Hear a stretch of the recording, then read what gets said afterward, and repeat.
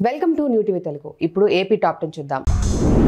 తిరుచానూరు శ్రీ పద్మావతి అమ్మవారిని Nellore MP Vemireddy Prabhakar Reddy, Kovur MLA Prashanth Reddy కుటుంబ సమేతంగా దర్శించుకున్నారు. వారికి ఆలయం వద్ద సూపరింటెండెంట్ మధుసూదన్, అర్చకులు ఆలయ మర్యాదలతో స్వాగతం పలికి దర్శన ఏర్పాట్లు చేశారు.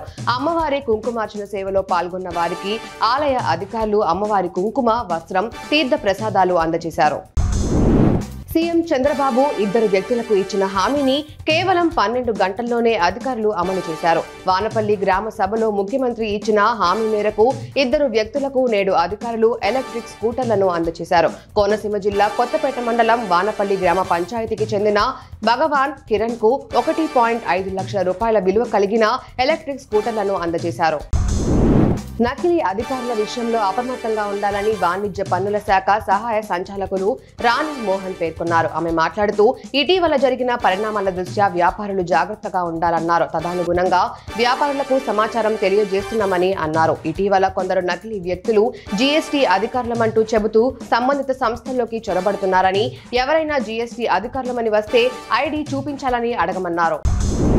రాష్ట్ర ప్రభుత్వం ప్రతిష్టాత్మకంగా అమలు చేస్తున్న ఉచిత ఇసుక పంపిణీ ప్రక్రియలో భాగంగా అక్రమ ఇసుక రవాణాపై ప్రత్యేక నిఘా ఉంచి నియంత్రణలోకి తీసుకురావాలని నంద్యాల జిల్లా కలెక్టర్ రాజకుమారి గనియా సంబంధిత అధికారులను ఆదేశించారు. కలెక్టరేట్లోని వీడియో కాన్ఫరెన్స్ హాల్లో ఉచిత ఇసుక విధాన పటిష్ట అమలుపై జిల్లా ఎస్పీ అధిరాజ్ సింగ్, జేసీ విష్ణుచరణ్తో అధికారులతో సమీక్ష నిర్వహించారు.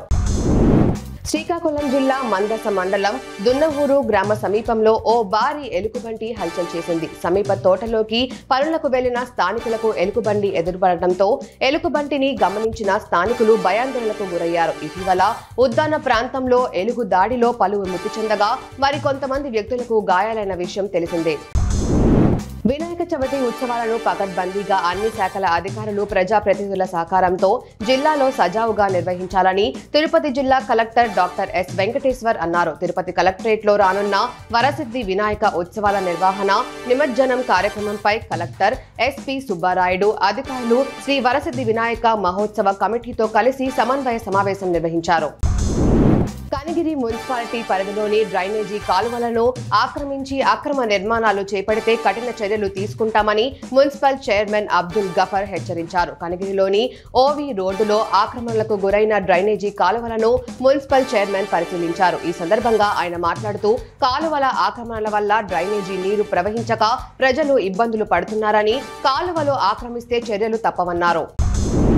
జంగారెడ్డిగూడెం మండలం అక్కంపేట గ్రామంలో ప్రేమికుల సెల్ఫీ వీడియో రిలీజ్ చేయడం పట్ల డీఎస్పీ రవిచంద్ర స్పందించారు. ఈ సందర్భంగా ఆయన మాట్లాడుతూ ప్రేమికులు ఇద్దరు స్థానిక ప్రభుత్వ ఆసుపత్రిలో చికిత్స పొందుతున్నారని, ప్రస్తుతం వాళ్లు క్షేమంగా ఉన్నారన్నారు. అలాగే వారిద్దరూ మేజర్లని, వారి సొంత నిర్ణయం ప్రకారం పెళ్లి చేసుకునే హక్కు వాళ్లకు ఉందన్నారు.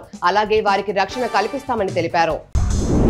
కలకత్తాలో వైద్యురాలిపై అత్యాచారం, హత్య చేసిన దుండగులను కఠినంగా శిక్షించాలని కోరుతూ కనిగిరిలో రాత్రి యూటీఎఫ్ ఆధ్వర్యంలో కొవ్వొత్తులతో నిరసన ర్యాలీ చేపట్టారు. ర్యాలీలో విద్యార్థులు పెద్ద సంఖ్యలో పాల్గొని వి వాంట్ జస్టిస్ అంటూ పెద్ద ఎత్తున నినాదాలు చేశారు. ప్రాణాలు పోసే వైద్యురాలిపై అత్యాచారం చేసిన దుండగులను కఠినంగా శిక్షించాలని డిమాండ్ చేశారు.